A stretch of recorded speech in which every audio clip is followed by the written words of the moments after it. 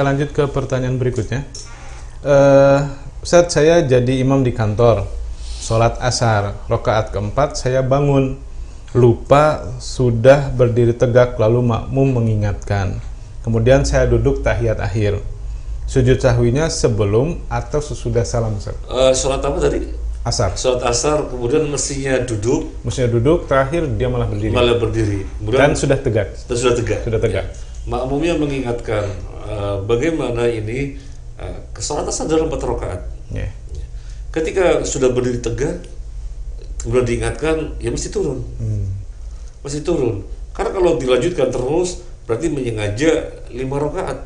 Malah nambah 1 rakaat. Oleh karena itu ketika diingatkan meskipun sudah tegak, mesti turun. Yeah. Lain lagi ketika permasalahannya bukan seperti ini. Misalnya tidak tasyahud awal, kemudian sudah berdiri Allahu Akbar, makmumnya subhanallah, ingat, oh iya belum tasyahud awal. Nah ini sudah tegak ya tidak turun. Nah tetapi untuk kasus yang ini, kejadian yang ini, dia sudah tegak dan diingatkan subhanallah, oh iya kelebihan, maka dia mesti turun. Jangan melanjutkan karena nanti berarti menyengaja menambah 1 rakaat lagi atau sengaja melakukan sholat dengan 5 rakaat. Kemudian dia turun, setelah turun turun dia salam, assalamualaikum warahmatullahi wabarakatuh, dan sujud sahwi. Jadi sujud sahwinya setelah salam. Nah, sujud sahwi setelah salam. Nah mungkin ada semacam pertanyaan, sebenarnya gimana sih sujud sahwi sebelum salam atau setelah salam? Sebenarnya bagaimana? Begini, untuk lebih ringkasnya begini. Kalau kesalahan atau kelupaan di dalam bab sunnah sholat nggak ada pembahasan. Yang ada pembahasan itu kalau kelupaan atau kesalahan pada wajib sholat dan rukun sholat.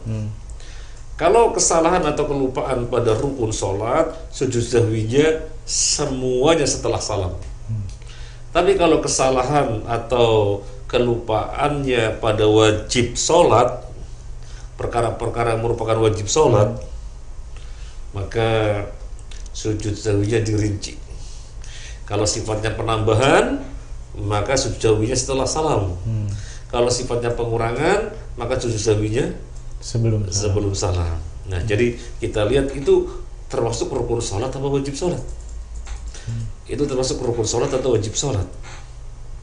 Nah, misalnya Abu Fatihah, orang kesalahan, mestinya ruku tapi tidak ruku. Jadi berdiri langsung Allahu Akbar sujud, malah nggak ruku nggak itidal ya. 2. Itu kesalahan apa? Rukun. Kalau kesalahan rukun, sujud sahwinya setelah salam. Misalnya tidak membaca sholawat ketika tasyahud. Ketika tasyahud akhir tidak baca sholawat. Membaca sholawat itu rukun apa wajib? Wajib. Rukun. Masih rukun ya? Iya. Sholawat itu rukun. Maka ketika misalnya bisa diulangi karena ini sifatnya bacaan, bukan sifatnya gerakan ya. Kalau bisa diulangi. Jadi kok belum baca sholawat, diulangi saja karena sifatnya bacaan. Yang sifatnya gerakan, kalau kan nggak bisa diulangi gitu ya. Kesalahan mestinya duduk di tasyahud awal, tapi begitu dia sujud langsung berdiri, nggak tasyahud awal dan sujudnya kurang 1 gitu kan. Itu kesalahan pada apa? Rukun. Maka tasyahud awalnya sujud sahwinya mesti setelah salam. Kita akan ambil contoh sekarang yang wajib sholat. Wajib sholat itu contohnya tasyahud awal.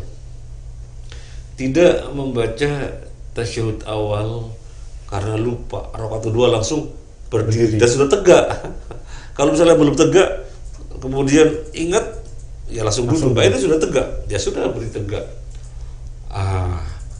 Sekarang ini wajib sholat jelas ya.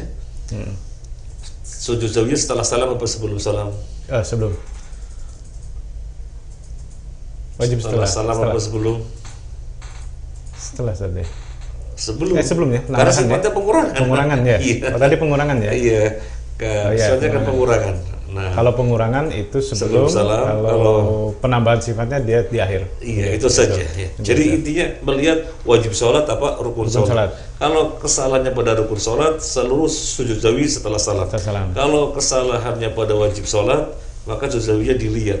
Kalau kekurangan, sebelum kalau kelebihan setelah. di akhir. Ya baik, jazakallahu Ustaz atas jawabannya.